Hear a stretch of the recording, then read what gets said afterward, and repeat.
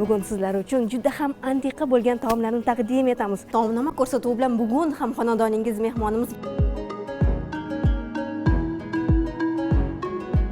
juda ham mazali va lazzatli bo'lgan uy taomlari. Barakali oshxonani barakali taomlari qayerdadir eshitgan bo'lishingiz mumkin, lekin yeb ko'rmagan bo'lishingiz aniq.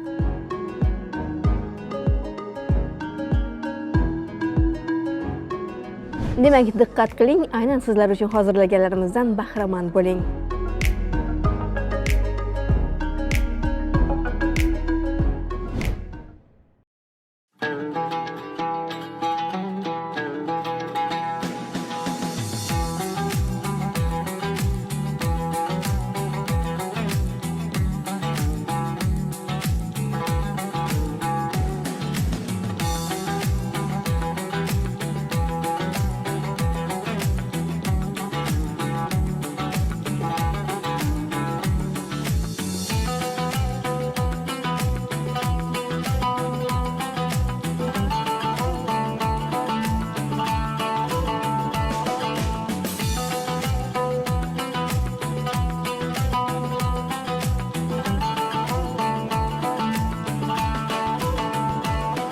Assalomu alaykum. Ayni damdan boshlab mazali va lazzatli taomlarni qanday tayyorlanishini kutayotgan aziz tomoshabinlar, lazzatli taomlardan bugun ham taqdim etamiz, albatta taomnoma ko'rsatuvida. Va bugun bizni oldimizda qo'ligul oshpaz Obijon turibdilar. Obijon bizga bugun o'zimizni milliy taomlarni namoyish etmoqchilar. Haqiqatan ham milliy taomlarga yetadigani o'zi aslida yo'q, to'g'rimi Obijon? Assalomu alaykum. Hamidaga bugun shu milliy taomlarimizdan shu moshxo'rda taomini qilib beramiz. Tayyorlab sizlarga ko'rsatamiz. Albatta, moshxo'rda taomini har kim oila a'zolari uchun turlicha usulda tayyorlaydi, lekin bugun aslida qonun qoidalarga asoslangan holda tayyorlaymiz, to'g'rimi? Demak, buning uchun bizga nimalar kerak bo'ladi? Eng muhimi, mana rayhonni ko'ryapmiz, hidlari shunaqa gurkurab chiqyapti, ishtahani ochyapti, dimog'ini qitiqlayapti. Lekin endi mahsulotlarni ham birin-kettalikda aytib o'tsangiz. Bugun tayyorlaydigan moshxo'rdamiz Toshkentcha moshxo'rda. Toshkent uslubida tayyorlanadigan moshxo'rda. Moshxo'rda ovqati boshqa viloyatlarda ham tayyorlanadi desangiz, vodiy tarafda ham tayyorlanadi, u yoqda boshqacha qilinadi, boshqacha masalliqlar solinadi. Qoraqalpog'istonda, Voha tarafda ularda ham moshxo'rda qilar ekan, lekin nomi boshqacha. Ularda loviyalar ham solishadi. Toshkentda o'sha asosiy masalliqlar biz hozir pista yog'iga qilamiz. Piyoz, go'sht, piyozni qizartirib olamiz. Go'sht solib go'shtni ham qovuramiz. Keyin bir dona bolgarskiy ozgina chiroyli rang beradi. Keyin moshimizni ham solib ozgina qovuramiz. Keyin oxirida guruchimiz. Shu masalliqlardan o'zi shirali moshxo'rda chiqadi. Va eng muhimi, men hozir bu yerda ziravorlarning orasida albatta tuz va zirani ko'ryapman. Zira ham solinadimi moshxo'rdaga? Ha, bu tabga ko'ra zira mazali qiladi.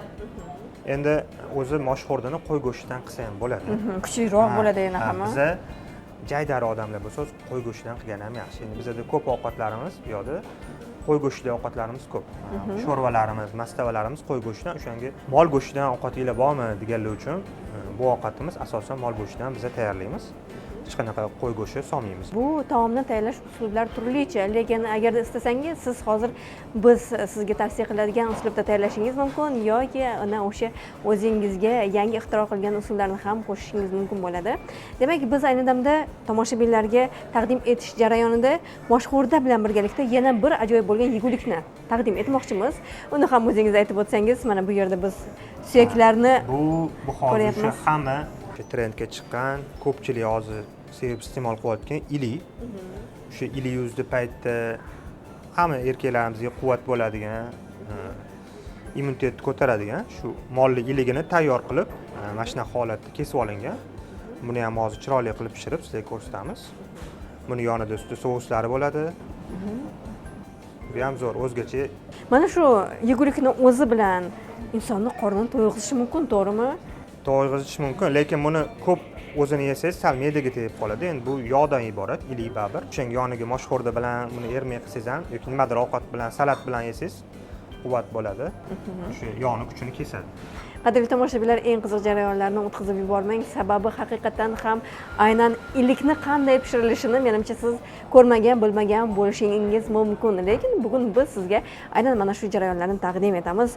Demak, ishga kirishsak bo'ladi. Bizda hozir yana sarimsoq ham bor va albatta eng chiroyli gullardan, eng nafis va hidi xushbo'y gullardan biri bo'lgan rayhon bor.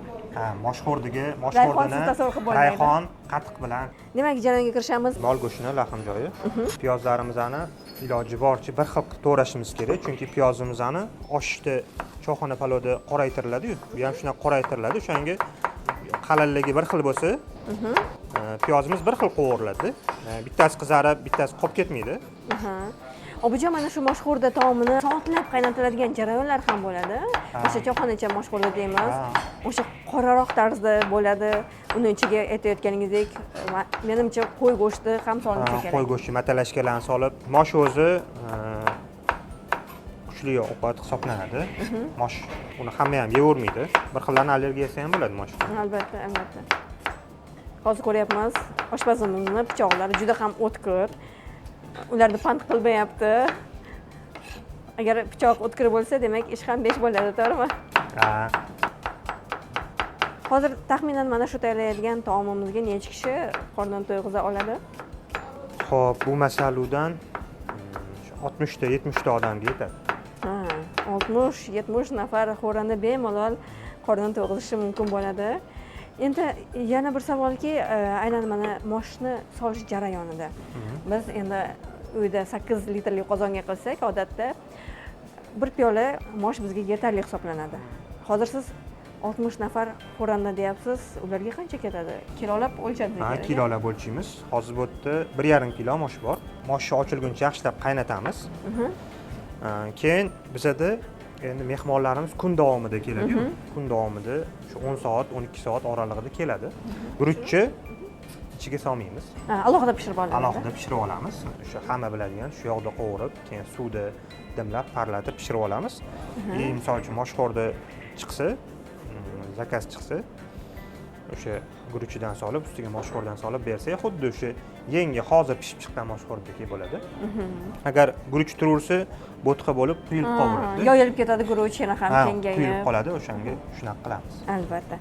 Endi esa piyozni to'g'rab oldik. Navbat menimcha go'shtga. Go'sht taxminan qancha tushadi? Mana 60 nafar xo'randa deyapsiz. Go'sht 3 kilocha tushadi. Demak, sergo'shtgina moshxo'rda bo'lar ekan. Sergo'sht bo'ladi. Endi bizda ham porsiyalarimiz javonoq katta emas. Faqat moshxo'rda bilan odamlar yeb ketmaydi, chunki boshqa ovqatlarimiz ham bor. Albatta, oldiga salat olishadi, yana qo'shimcha qandaydir bir gazaklar olishadi. Yoki aytganingizdek, mana illik olishadi. Necha yil bo'ldi oshpazlik sohasida faoliyat ko'rsatayotganingizga? Xo'p, oshpazlik bilan shug'ullanayotganimga xudo xolasa 12 yil bo'ladi. 12 yil. Shu maktabni bitirgandan keyin o'sha katta oshpazlarga shogird tushib, keyin ham o'qib, endi shu o'qishdan tashqari vaqtda yoki o'sha kanikullarda borib, shu katta oshlar deydi-yu. Katta oshlarga borib o'rganganmiz. O'zi aynan mana shu kasbdan ro'zg'orimni tebrataman, keyinchalik faoliyatimni shu kasb bilan olib ketaman deb o'ylaganmisiz? Niyat bo'lganmi? Niyat bo'lgan. Demak, qiziqish o'zingizda bo'lgan, kimdir majbur qilmagan. Yo'q. O'zimda qiziqish bo'lgan, endi ota-onamga rahmat. Shu sohaga yo'naltirib, endi qo'lligidan kelgancha shu sohada misol uchun adamning o'rtoqlari bor edi. Ularni kafelarida ishlab, mana shunaqa qilib shogird tushib o'rganganmiz. Bunaqa o'qib, oliygohlarda o'qib o'rganmaganman lekin. Shu asosan shogird tushib, katta oshpazlarga shogirdlik tushib o'rganganman. Keyin o'sha qaysi oshpaz bilan ishlasam, har bitta oshpazni o'zini qanaqadir zo'r fishka taomi bo'ladi. Iloji boricha o'shani olishga harakat qilardim. Keyin misol uchun mana birinchi o'rgangan odamimni uslubini ko'rardim-da, ikkinchi o'rganganimniki yaxshi bo'lsa, unikini ham olardim. Unikiga o'tib ketardim. Bittasida qotib qolmas edi. Shu ishlab yoki joyi kelganda unikini qo'llayman, joyi kelganda u uslubda qilaman, joyi kelganda bu uslubda har xil joyga borib qilamiz. Misol uchun to'y hashamda boshqacha qilinadi, kafe restoranlarda uyda boshqacha tayyorlanadi. Albatta. Shu vaziyatga qarab tayyorlaymiz. Albatta. Aynan hozir biz jarayonda shuni ko'ryapmizki, hozir pichoqni shu darajada mahorat bilan o'ynatyapsizki, demak sizni o'zingizni ham o'sha fishka taomingiz bor. Ko'pchilik aynan qaysi taomni sizdan tayyorlab berishingizni so'rashadi. Mani yo'nalishim o'zi shu milliy taomlar yo'nalishi. Shu milliy taomlar yo'nalishida ko'p ovqatlarni shu yaxshi tayyorlab beraman. Iltimos qiladiganlar ham shu endi. Bitta ovqat emas lekin bunaqa. Bitta taom yetolmayman, hamma taom. Vaziyatga qarab. Bunga oshxonamizga baribir hech narsa yetmaydi, to'g'rimi? Shunaqa. Keyin shu milliy taomlarimizdagi ziravorlarni ajratishga ko'p e'tibor beraman. Asosan har bitta ovqatda o'zini ziravori bo'lishi kerak. Albatta. Ortiqcha narsa unga solinishi kerak emas. Misol uchun moshxo'rdagi lavrol ish soladiganlar ham bor. Unaqa qilish kerak emas. O'sha hammasini shu o'zimizda moshxo'rdagi ukrob kerak emas. Ko'katlarni ham, hamma masalliqlarni ajratib, o'sha asli eski o'sha ota bobolarimiz qanaqa tayyorlagan uslubda qilsak, o'shanda ovqatimiz o'sha original ta'mida qoladi, o'zini eski mazasida qoladi. Eski ichganlar ham va o'zimizdan eski ovqat deb bittadan qiladi. Ovqatni o'zgartirib olish kerak emas deb o'ylayman. Albatta. Va albatta mehmonlarga ham mana shunday original mazali, o'sha o'zini asl lazzatini saqlab qolgan taomlarni taqdim etasiz.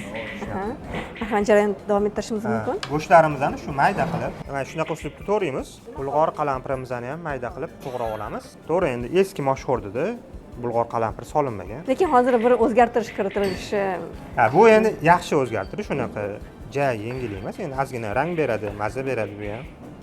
Chiroyli rang beradi. Albatta, o'zi moshxo'rdaning rangi yashil sifat bo'ladi, lekin aynan orasida mana shunday qizil aralashsa, menimcha yana ham ko'zni quvontiradi. Agar xohlaganlar, misol uchun, ko'p emas, bir yarim qoshiq ozgina tomat solsa ham bo'ladi. Rangi yana ham chiroyli bo'ladi. O'zi aslida mana choyxonachi moshxo'rda deymiz, moshkichiri deymiz. Moshxo'rda va moshkichiri shunaqa bir taomki, bir-biriga uyqashi, biri suvi sal ko'proq bo'lsa, ikkinchisida umuman suvi bo'lmaydi. Shunaqa. Lekin o'sha moshkichirini ham tayyorlanish jarayoni deyarli moshxo'rdanikiga o'xshaydi, faqat masalliqlarning solinishi biroz boshqacharoq bo'ladi. Moshkichiriga iloji boricha o'sha quvvatli taom bo'ladi u. Asosan uni sovuq kunlarda yeyish tavsiya qilinadi. Issiq kunlarda o'sha mosh o'zi allergiya qo'zg'aydigan narsa, sovuqroq kunlarda bo'lsa organizm ko'taradi. Odam qizitib yuborishi ham mumkin-da. Hozirgi kunda har qanday bir taom bilan albatta salat ham taqdim etilyapti. Lekin mana shu salatlar orasida o'zimizni mana rayhonlar qo'shilib tayyorlanadigan o'sha pomidor va bodringdan tashkil topgan achuchuvlarimiz bor, to'g'rimi? Ular ham oshxo'rdaga yaxshi bir kompozitsiya bo'la oladimi? Qattiqdan tashqari albatta, qattiq suzmadan tashqari.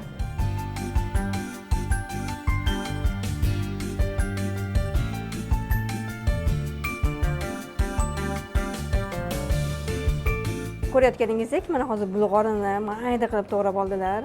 Hozir bulg'orini ko'rib bir narsa esimga tushdi. O'zi aslida bizning o'zbek milliy taomlarida mastava, moshkichiri juda ham ko'p iste'mol qilinadi. Haftada hech bo'lmaganda 3 kun yoki 4 kun suyuq ovqat iste'mol qilish o'zi tavsiya etiladi. Mazali va lazzatli, foydali mahsulotlar bor mahsulotlardan tashkil topgan ovqatlar taqdim etiladi. Menimcha endi biz hozir qozon tomon yo'l olsak kerak. Avval yana bir savolim bor. Mana shu ajoyib bo'lgan mahsulotni qanday pishiramiz?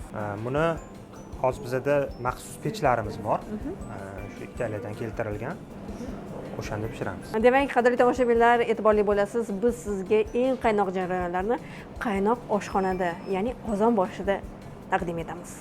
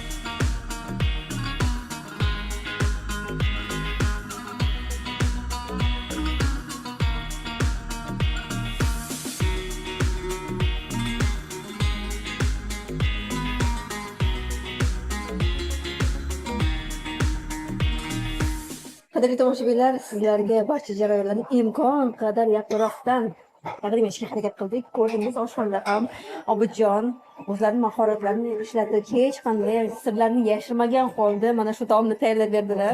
O'zi aslida sirni yashirish ham oshpazlarga qandaydir bir yutuq olib keladimi? Sizmi deb o'ylaysiz? Bir xillar yo'q. Men aynan o'sha kichik bo'lsa ham sirni saqlab qolishim kerak deydi. Siz qanday qaraysiz bunga? Yo'q, lekin baribir hamma sirini aytsangiz ham u sizdek chiqmaydi baribir. Chunki qo'li boshqa, to'g'rimi? Mehr boshqa, qo'l boshqa. Mashhurdan ko'rdingiz, aynan albatta kadr orqadan sizlarga taqdim etdik. Mashhurdani qaynash jarayoni qanchalar bo'ldi taxmin? Moshxo'rda shu 3 soat o'rta olovda qaynab, moshimiz ochilib tayyor bo'ldi. 3 soat davomida biz sizga nafaqat mashhurdani pishirish va qaynash jarayoni, balki mana shunday ajoyib bo'lgan yegulikni ham taqdim etishga harakat qildik. Albatta hozir buni pechda pishirdilar. Ustidagi sousi esa o'zgacha. Qanday sous ishlatganmiz? O'zini masalliqlari bor, hammasi mayda qilib to'g'ralib, yog'li narsa tez me'daga tegib qoladi. O'shaning uchun kesish uchun qilingan. Shu ko'katlarimiz bor ichida. Kinza, petrushka, chesnok, bolgarskiy bor. O'sha ziravor hamma mahsulotlarni mayda qilib to'g'rab turganmiz. Bu sarimsoqni iste'mol qiladiganlar hozir diqqat bilan qarab turishibdi. Mana shu sarimsoq qanday pishgan ekan, lekin taomga hozir hidi o'zgacha. Bu ham aynan agar bilsangiz, oshlarda ustiga sarimsoqlarni qo'yamiz, mazzasi o'zgacha bo'ladi. Bu ham hozir boshqacha tarzda pishiriladi. Bu ham shu yoniga qo'shib berilishi uchun buni ham alohida pishirib olamiz. Chesnokni, butun chesnokni o'sha boshini olib turib, 3 qismini olib turib, zarli falgaga o'rab, duxovkaga yarim soatga qo'yib qo'ysak, shu holatda pishib tayyor bo'ladi. Va albatta agar istasangiz, mana shu sarimsoqdan qandaydir bir sous ham yaratsa bo'ladi. Buni ko'p boshqa ovqatlarda ham ishlatsa bo'ladi. Albatta, endi esa eng muhim jarayon mana shuncha mehnatni tatib ko'rib, mazasidan tomoshabinlarni ham bosib qilishimiz kerak. Marhamat tatib ko'rsangiz. Biz endi tatib ko'rganmiz ko'p. Siz o'zingiz boshlab aytib bersangiz. Aksariyat oshpazlar, mehmondo'st oshpazlar mana shunday so'zlar aytishadi. Avval o'zingiz tatib ko'ring. Lekin bizni ko'rsatuvimizning o'z qonun qoidasi bor. Unga ko'ra biz albatta oshpazlardan mana shu taomni birinchi navbatda o'zlarini tatib ko'rishlarini iltimos qilamiz. Sababi siz kunda bu taomni tayyorlaysiz, pishirasiz, lekin ayni damda ekranda tomoshabinlar uchun bir o'zgacha bo'lganmikan, qanday mazzaga ega bo'lgan ekan? Moshxo'rdiga bu yerda ma'lumot berib ketaman. Alohida mana qatiq beramiz. Qatiqni endi ovqat sovutib qo'yish mumkin yoki kislik qilib qo'yish mumkin. Uni ham tabga ko'ra odamlar soladi. Birinchi bo'lib qatiqimizni solamiz. Hop, endi ko'katda ham endi qoladigan bor yoki bir xillar xolamaydi. Shunga ko'katni ham solamiz. Men ichaman ko'katli. Ko'katimizni ham solamiz. Endi qurt bilan ichsa ham moshxo'rdini shu yoqimli qiladi. Ichganingizda shunday sho'rtangina bo'lib mazasi chiqib turadi. Bu ham ajoyib narsa. Buni ham tabga ko'ra solib, bu bilan ham ichsa bo'ladi. Bismillah deb yeveramiz. Hop, bu dumba. Buni ham shu nom bilan qo'shib yeyishga bu alohida.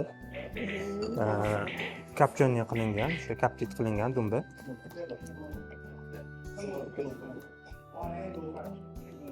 Zo'r. O'zingiz ham ko'ring.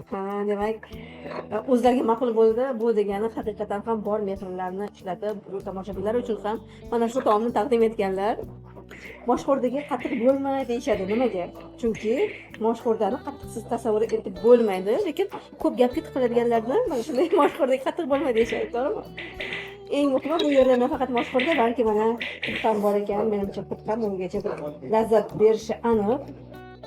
Va albatta moshxo'rdani doimiy hamrohi rayhon va albatta biroz ko'katdan.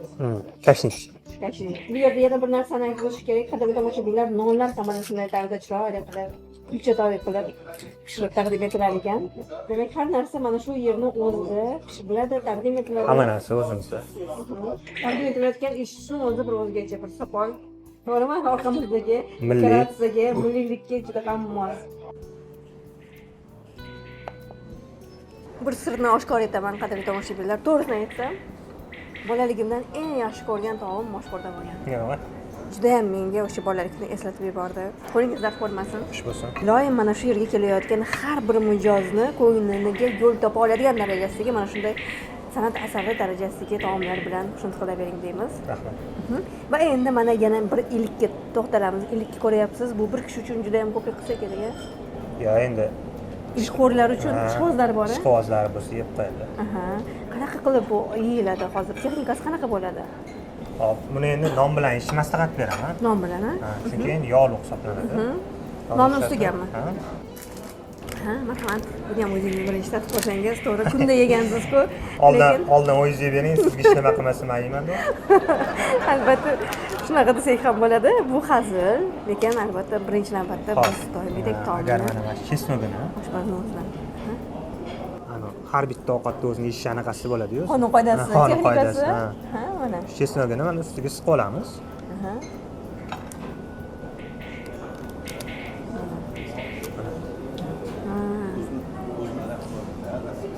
Chiroyli qarang, sarimsoqlarni.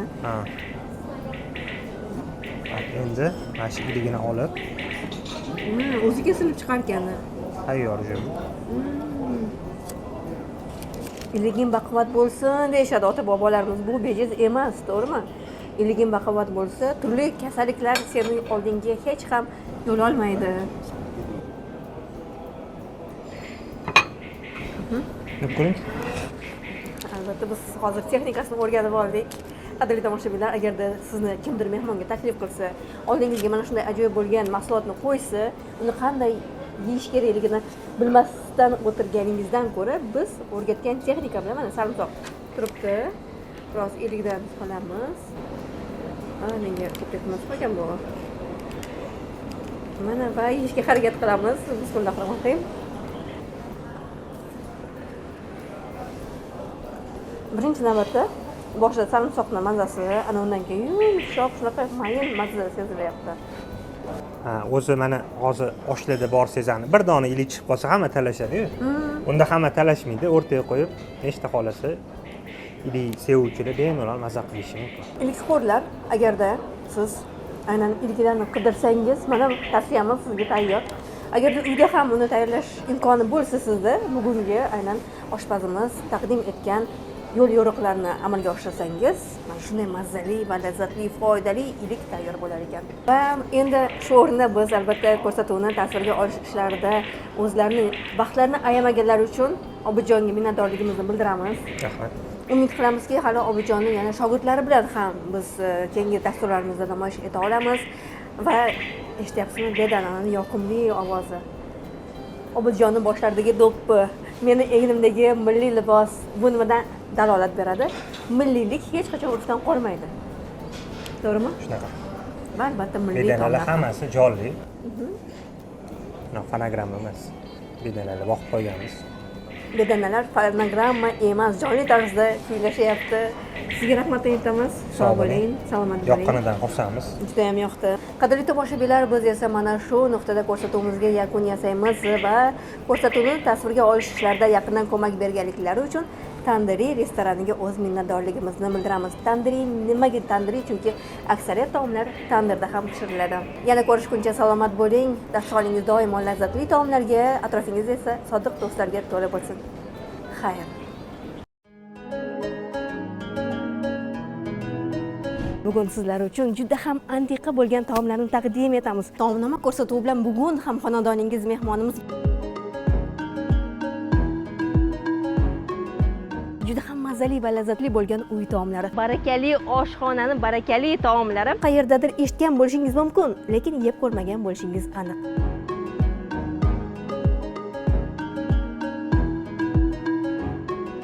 Demak, diqqat qiling, aynan sizlar uchun hozirlaganlarimizdan bahramand bo'ling.